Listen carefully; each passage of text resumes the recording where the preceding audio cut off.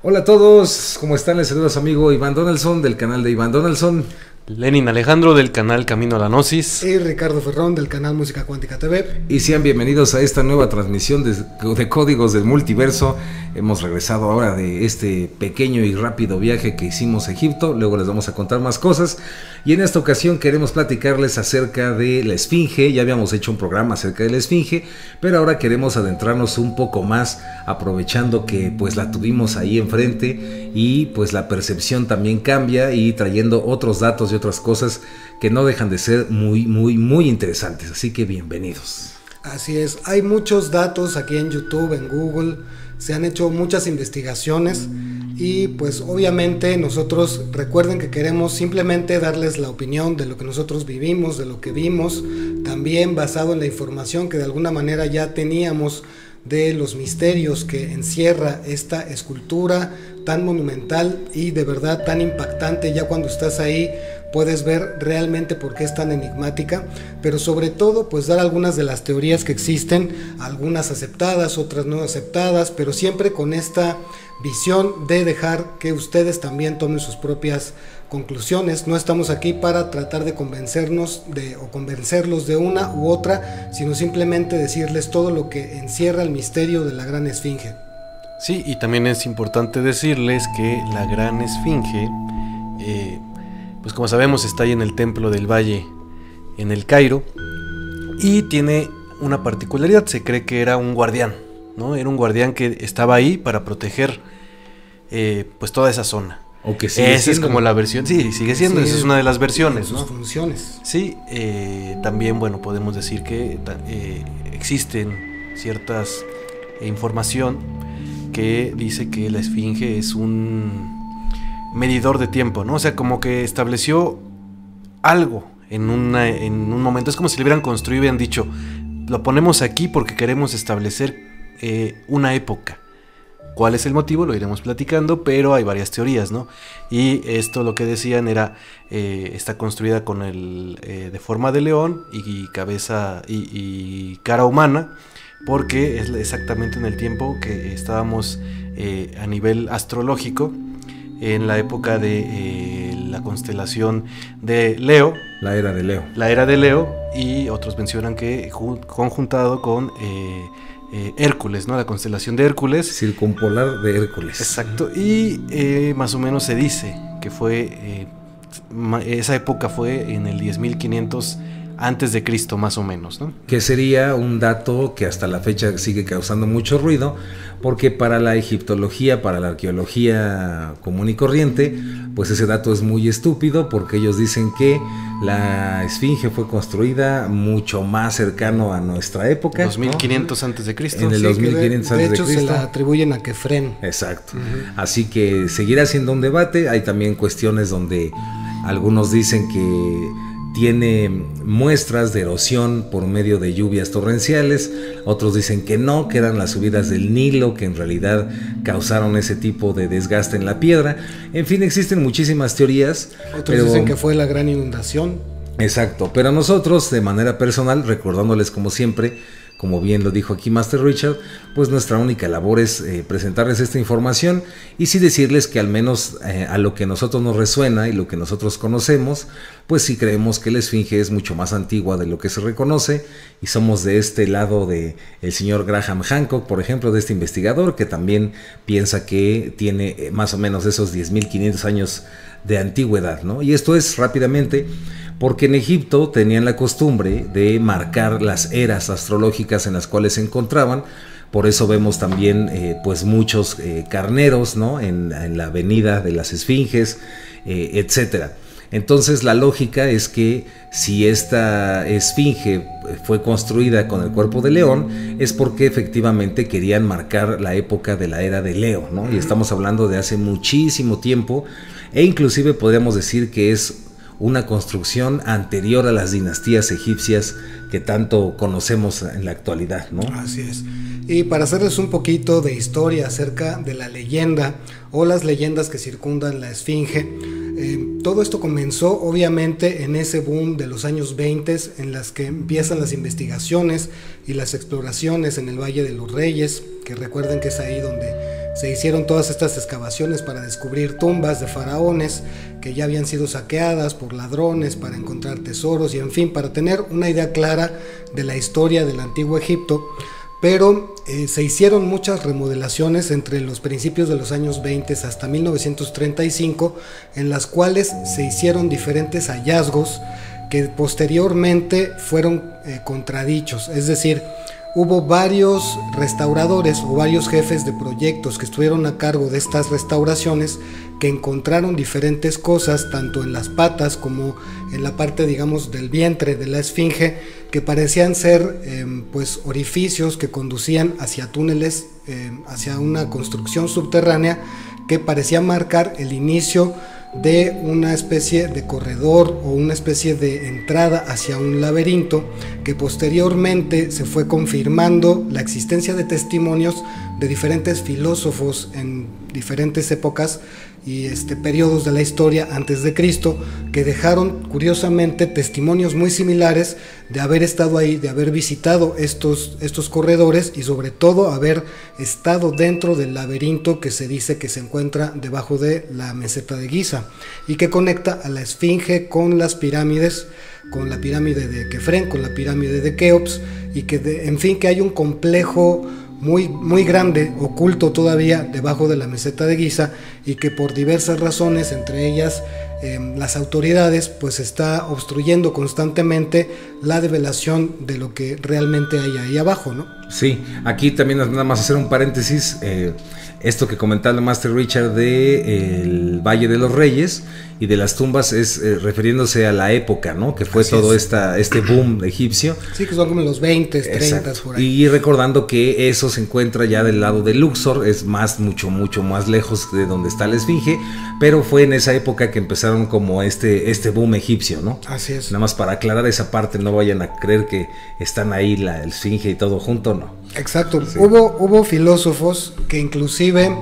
correspondieron a diferentes épocas de la antigua Grecia y también de Roma, que describieron haber encontrado e incluso haber caminado ahí entre pasillos que habían adornados con pinturas de una gran belleza, pinturas que todavía conservaban mucho sus colores, columnas también del estilo grecorromano, lo cual está también bastante extraño porque no coincidiría con las épocas en las que se supone que fue construido el templo respecto a cuando llegaron ya los griegos y los romanos a Egipto. Es decir, vieron muchas columnas, vieron pasajes, describieron cámaras, inclusive que también había en la entrada de la esfinge, ya ven que hay una especie de piedra o monolito protegiendo la entrada. Decían que traspasando esa entrada había también, todo esto recuerden que son testimonios dejados por diferentes personas en sus escritos y en sus libros, y que había una puerta de bronce que tenía un mecanismo especial que funcionaba por medio de resortes y que además de todo era activado por los magos, ¿no? Por los sacerdotes. Por los sacerdotes, y que también su sistema de seguridad era a través de la superstición, es decir, la gente, los egipcios o la gente que vivía ahí en los alrededores no se acercaba a la esfinge por puritito miedo, ¿no? Por el temor de lo que pudiera pasar, porque la misma esfinge era muy imponente y entonces eso les servía para mantener a los curiosos alejados del sitio. Porque, pues como recordamos también, todos los templos eran sagrados y solamente los sacerdotes y los faraones, o en este caso los pontífices o los sumos sacerdotes, eran los únicos que tenían acceso a entrar a los templos, ¿no? Así es. Y antes de continuar con esta parte muy interesante y todo lo que conlleva, pues estaría bueno también saber el simbolismo, ¿no? El qué representa la esfinge, porque no nada más es un símbolo egipcio. También hay este tipo de animales en Sumeria y muchísimas cosas, y ahí hay unas conexiones muy interesantes. Sí, de hecho, pues al principio, como lo decimos, para los egipcios como tal era un guardián, ¿no? Un guardián que estaba ahí para proteger la zona, los lugares.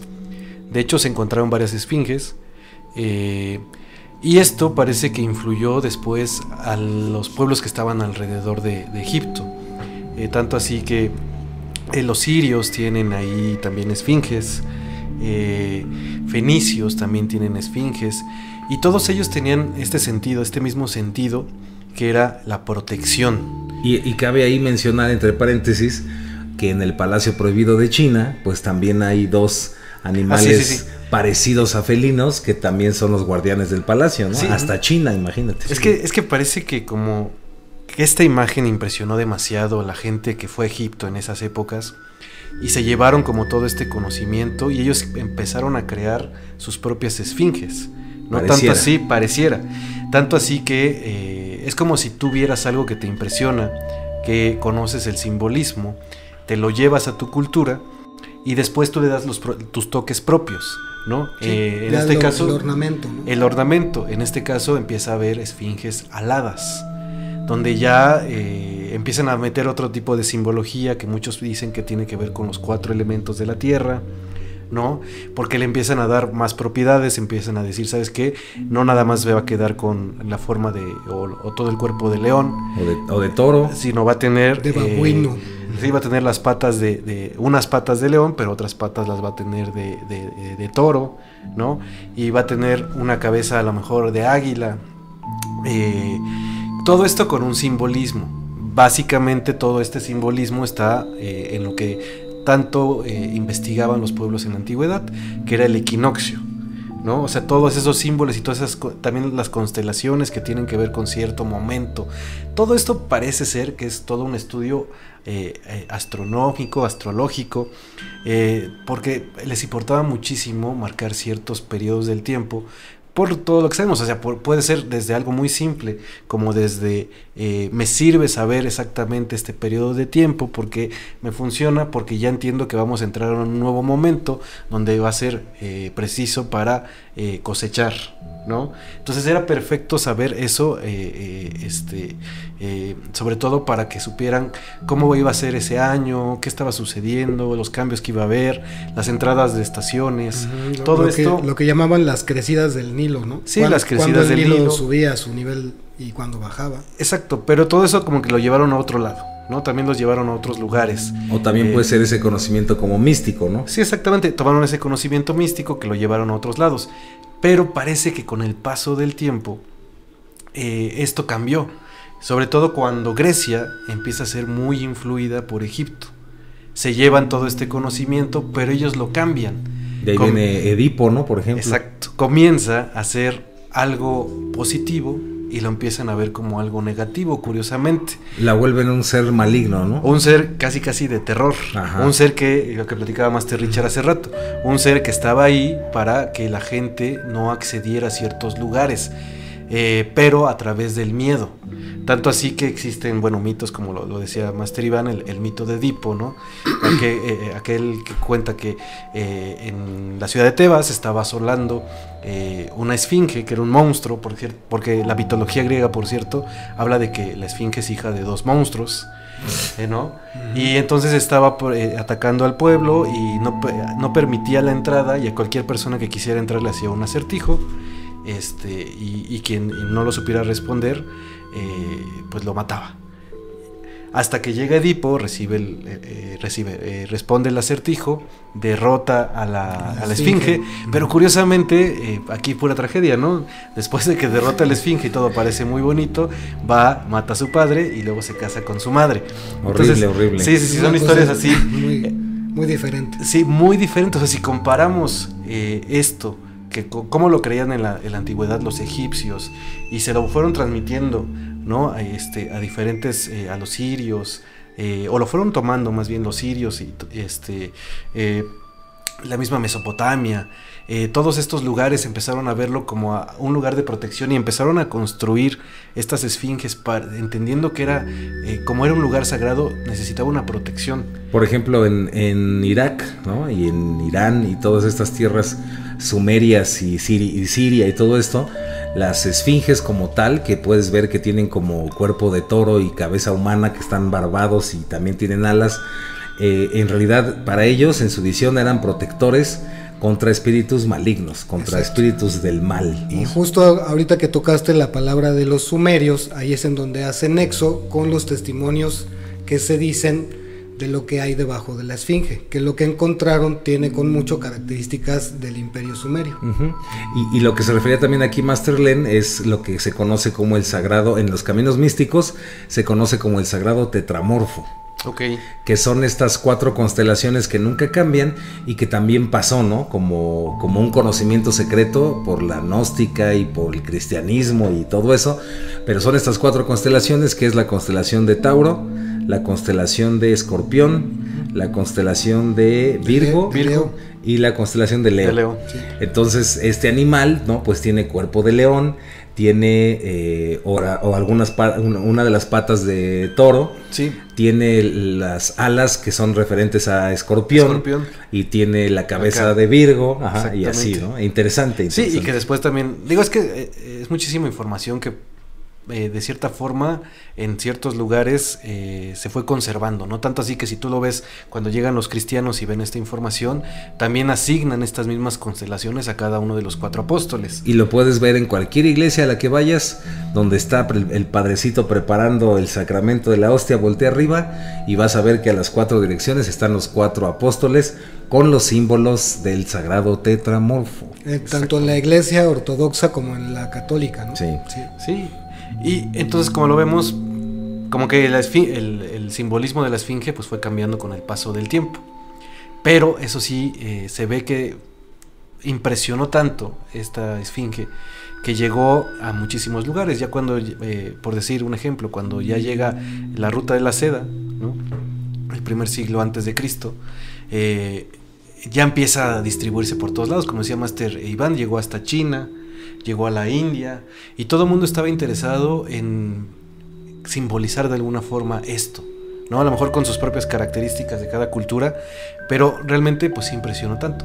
Y después los romanos también toman la figura de la esfinge, crean templos famosísimos, donde tenían todo el tiempo esfinges, pero ya no en este concepto, sino los romanos también tienen el concepto de que algo negativo, como algo de terror, algo que deben de evitar, porque puede generar algo, caos. Claro, de algo oculto que no debe de ser conocido por el vulgo, ¿no? Revelado, no debe ser revelado. Sí.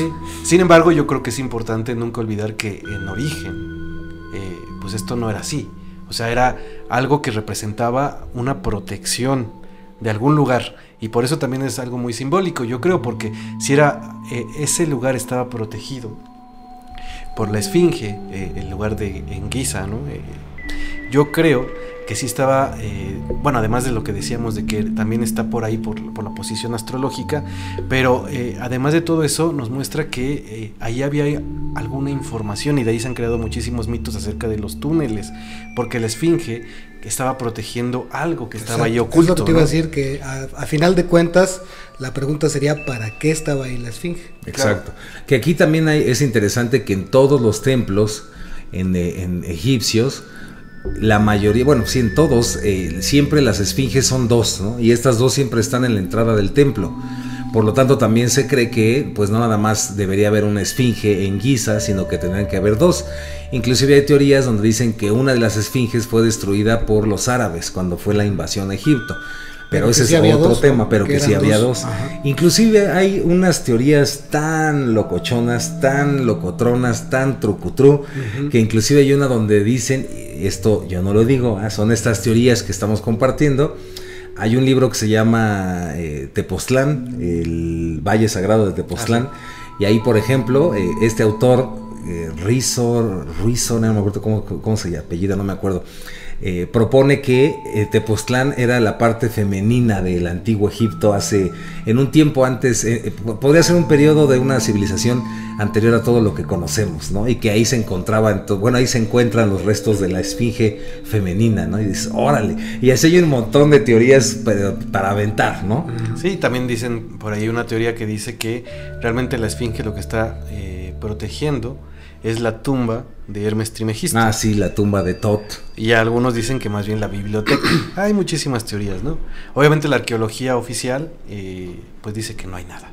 que incluso ellos han hecho investigaciones y han hecho perforaciones y realmente pues son puras mentiras. Exacto. Y que ya no sigan ahí picándole a la esfinge porque se va a hundir. Es decir, que no sigan rascándoles. Y es que esa es la parte que a nosotros en lo particular nos resulta bastante curiosa, que cómo es posible que desde los años 20 que empezaron con su interés por Egipto y sus construcciones, se han hecho tantas excavaciones, se han hecho tantas exploraciones y no sepamos exactamente qué es lo que hay debajo de la esfinge, ya que existen versiones que efectivamente comprueban por medio de fotos, algunas de ellas que se perdieron obviamente, algunas de ellas que fueron a parar quién sabe a dónde, algunas de ellas que supuestamente fueron truqueadas, la existencia de estas entradas, de estos túneles que se conectan y que inclusive son una intrincada red que está por debajo, como les decía, de la meseta, pero que hasta la fecha parece ser que una extraña fuerza se ha empeñado en que la verdad no salga a la luz, o sea que hasta el día de hoy nadie sabe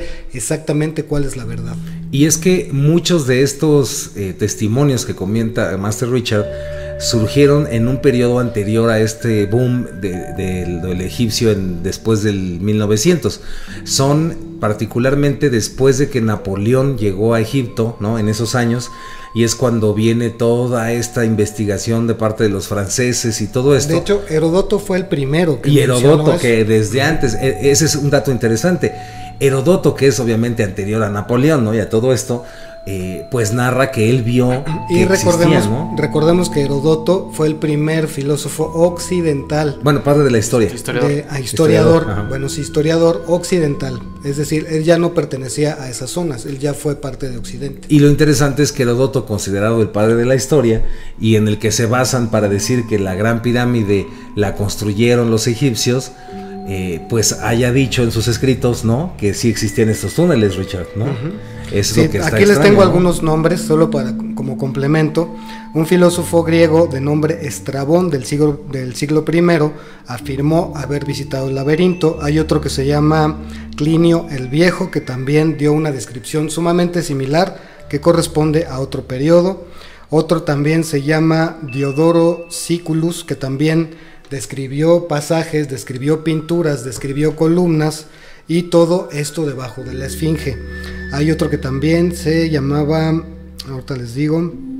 Bueno, el punto es que son varios en diferentes momentos de la historia que relatan en sus libros la existencia de estos templos o de estas cavidades o de una intrincada red de túneles parecida a un laberinto. Inclusive el maestro George Ivanovich Gurdjieff llegó a Egipto debido a estos mapas donde se supone que estos mapas de estos túneles que conectaban a la Gran Pirámide con la Esfinge y demás, y de ahí surgió toda su aventura hasta encontrar a la sociedad secreta de Sarmung, pero hasta Gurdjieff se dice que tuvo en sus manos esos planos secretos, ¿no? Uh-huh.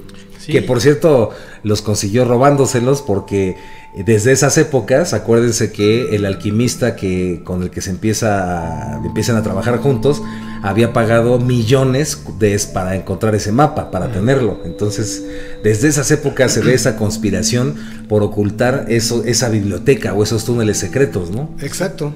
Y recordemos también, rapidísimo, que no solamente ha ocurrido desde los tiempos antiguos, sino que todo lo que fue el siglo XX también está lleno de controversias respecto a lo que hay dentro de la Esfinge o abajo de la Esfinge, porque también se hicieron entre restauraciones y exploraciones y excavaciones, pues muchas investigaciones cuyas conclusiones quién sabe a dónde fueron a parar. Uh-huh. Y todo esto parece indicar que las autoridades son las que se han empeñado en que no se revele exactamente qué es lo que hay debajo.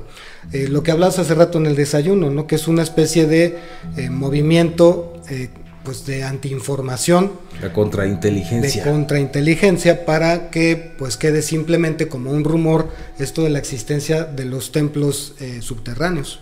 Sí, a mí algo que me llama la atención es que originalmente le llamaban a la Esfinge Sefer Ang Atum, que significa la imagen viva de Atum.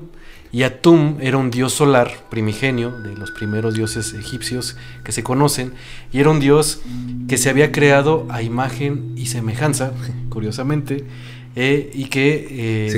se creó a sí mismo. Que se creó a sí mismo a través del caos, y todo esto lo hizo a través de su conciencia. Entonces, qué curioso que la esfinge originalmente se la haya llamado así. No tiene que ver muchísimo, tal vez con un simbolismo muy espiritual. Y de ahí se dice, Len, que hubo una...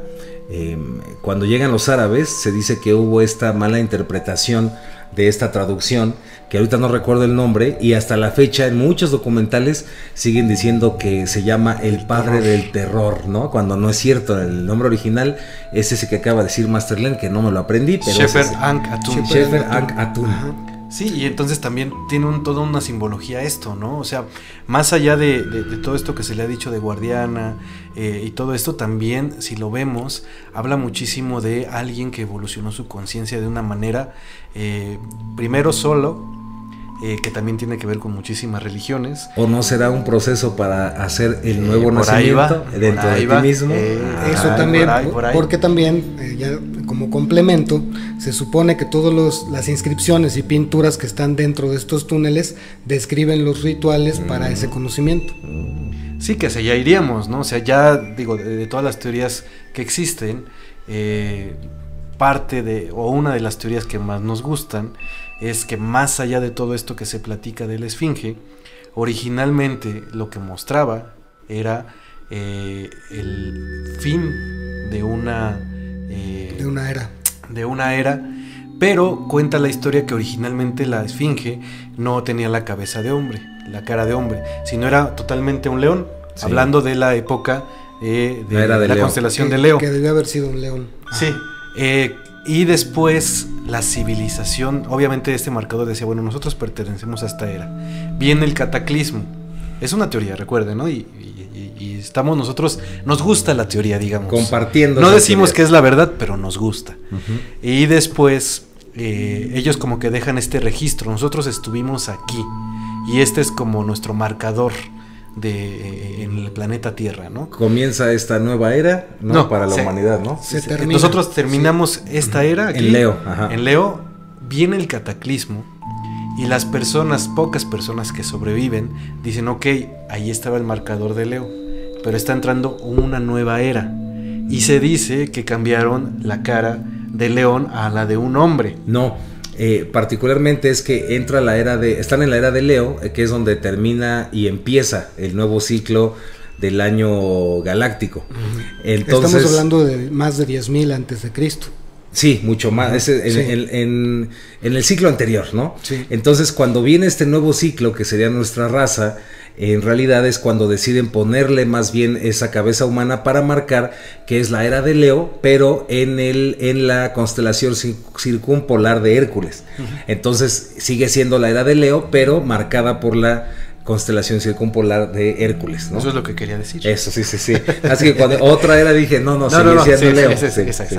Entonces, pues es como un recuerdo de ese lugar, ¿no? Es como un recuerdo de, pues mira, nosotros éramos una civilización anterior, llegamos a un nivel de evolución que aquí está, ¿no? Pero curiosamente, pues tiene tantos años de antigüedad que parece olvidado. Y nosotros lo vivimos en algunos templos en los que estuvimos, donde había bloques impresionantes que sí te dan a entender que fueron construidos por una civilización anterior y que posteriormente llegaron los ahora llamados egipcios y encontraron esos lugares y sobre esos lugares hicieron sus construcciones, porque también empezaron a tener conocimiento importante, porque también es eso, no es decir, queremos decir que los egipcios no sabían nada, ¿no? No, más bien es...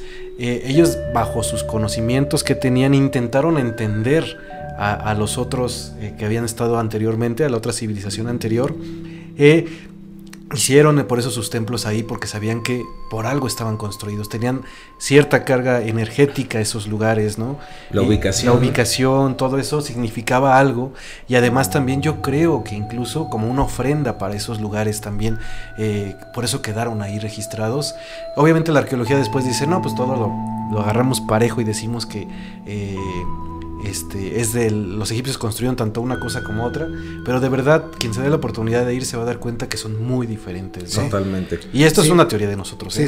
No ven así y obviamente eso también apunta a que, por supuesto, estos datos no son oficialmente admitidos ni por los arqueólogos ni por los historiadores ortodoxos, sino que estamos hablando de que tanto las pirámides como la esfinge provienen de un periodo anterior a las dinastías. Es decir, algunos faraones de las dinastías hicieron ya encima de estos templos, o encima específicamente de la esfinge, como quedó asentado en la famosa estela del inventario, que es en la que dice que fue Kefren el que reparó la esfinge, no que la construyó, sino que él fue el que hizo la primera reparación. Ajá, la de los sueños, ¿no? Ajá. La de Sí. ahorita no recuerdo su nombre, pero sí es que soñó que la esfinge le hablaba y la arregló y es... Ajá. sí. Entonces, bueno, todos estos son testimonios que han quedado escritos ahí como relatos, y pues obviamente no hay modo de saber exactamente cuál fue el punto, sino que también nosotros creemos que sí debe de existir una ruta que nos guíe o nos pueda llevar a cuál fue la verdad de lo que ocurrió ahí, cómo fueron construidos estos templos, estas construcciones gigantescas que hasta la fecha siguen siendo un misterio, pero sobre todo el simbolismo del que está hablando Master Len con respecto a la esfinge, pues lo que nos está diciendo es justo eso, lo que acaba de decir, que esta cultura o esta civilización de alguna manera desarrolló su conciencia y desarrolló su conocimiento a tal punto que ellos decidieron dejar un registro de su paso por la tierra antes de que terminara esa época o la era en la que se encontraban, y la esfinge viene a ser, digamos que el broche o ese guardián o esa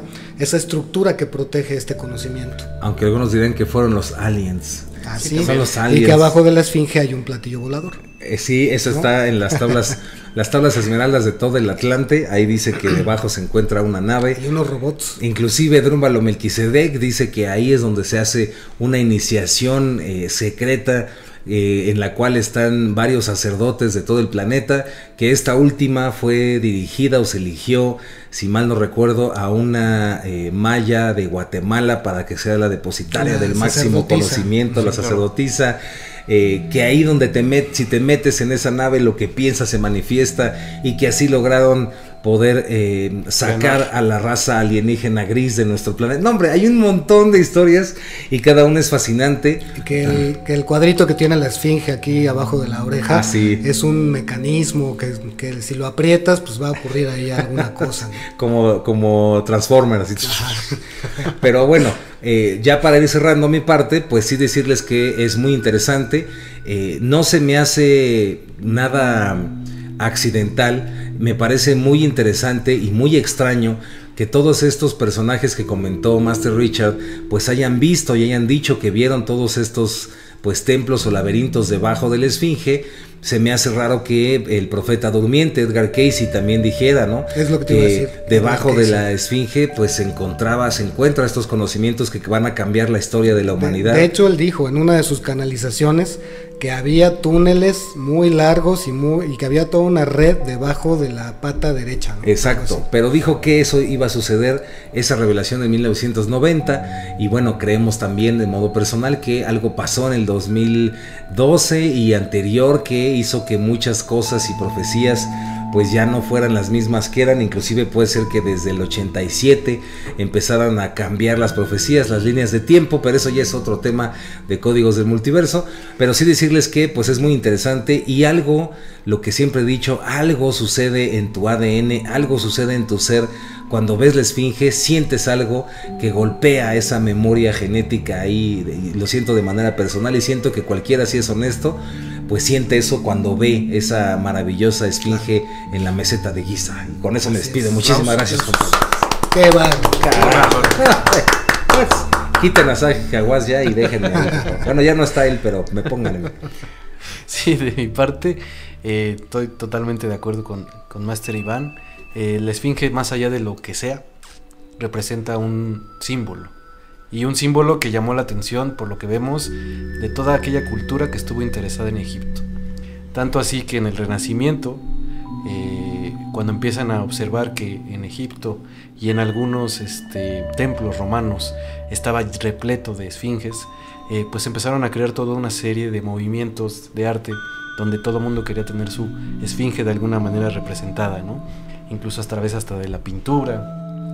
También cuando Napoleón le da como nueva vida nuevamente a Egipto, porque ya estaba enterrado y olvidado por completo, pues muchísimas personas nuevamente observan este simbolismo y dicen, me encanta y quiero representarlo.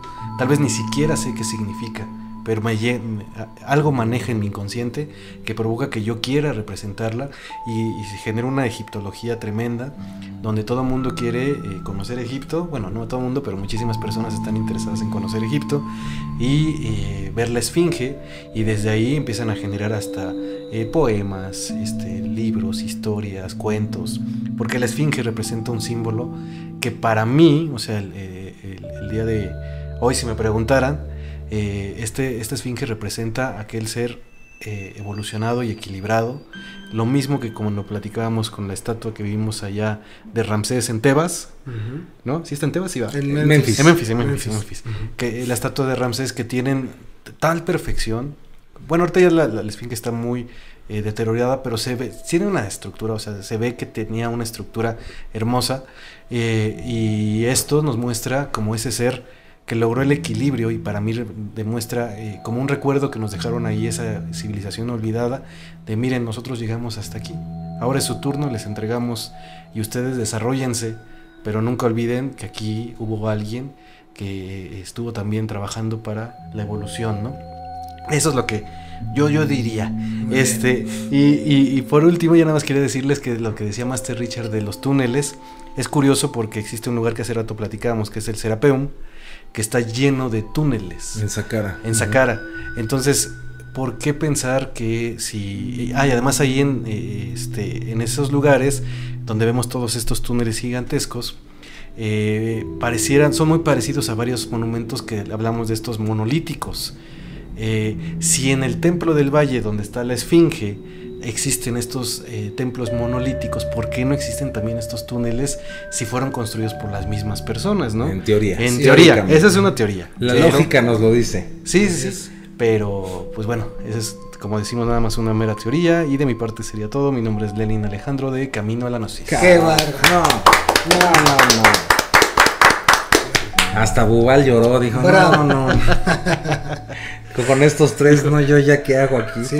Si quieren investigar más sobre esto que acaba de decir Master Len, busquen el Serapeum y busquen el Osirión ahí en Egipto, para que se den un quemón de lo que eso es. Llegue. Y de estas construcciones que son mucho más antiguas de los templos que conocemos, que también estuvimos visitando y que son hermosos. Y yo, para despedirme, pues yo sí quiero insistir, ¿no?, en que hay algo ahí que nos está diciendo que en algún momento va a ser revelada la verdad, que ojalá, ¿no?, que en algún momento sea revelado qué es lo que está protegiendo este gran ícono de la historia, que sigue ahí, pese a todos los embates de las guerras, del tiempo, de los caprichos humanos, sigue ahí de frente, sigue bajo el sol, protegiendo el conocimiento que sea que esté protegiendo. Y si en algún momento ese conocimiento representa un beneficio para la evolución de nuestra especie, pues qué mejor que lo sepamos, ¿no?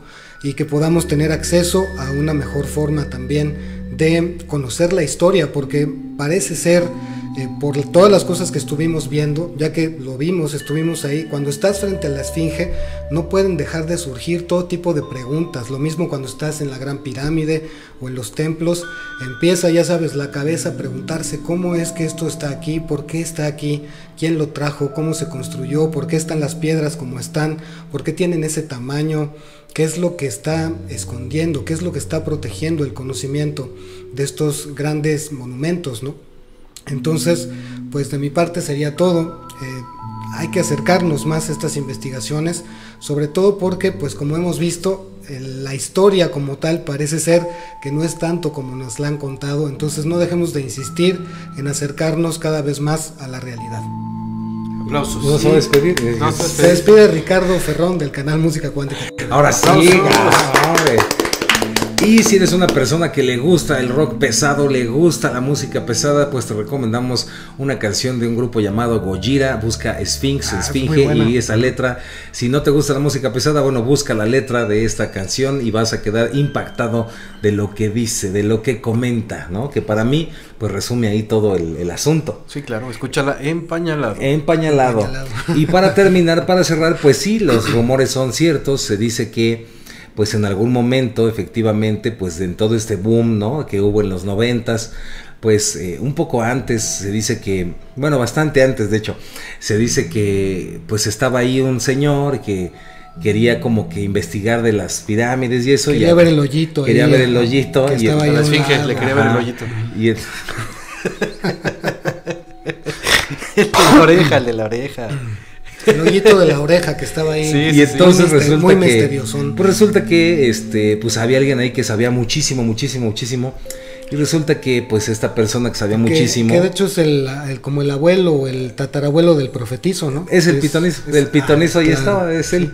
Y resulta, pero eso ahí te va el dato curioso. El pitonizo ahí estaba, él sabe todos los secretos del mundo, ¿no? De la esfinge, de todo.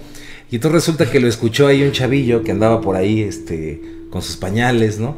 Y lo inspiró. Y ahí así se creó la leyenda de Indiana Jones, precisamente. Ah, fíjate. Sí. Para que el verdadero, el real, sí. Sí, que no les cuenten mentiras. No, así fue así la historia de Indiana Jones. Indiana Jones le llaman. Nos lo contó el pitonizo. Sí. Entonces... Que de hecho el nombre real es India y se apellida Najones.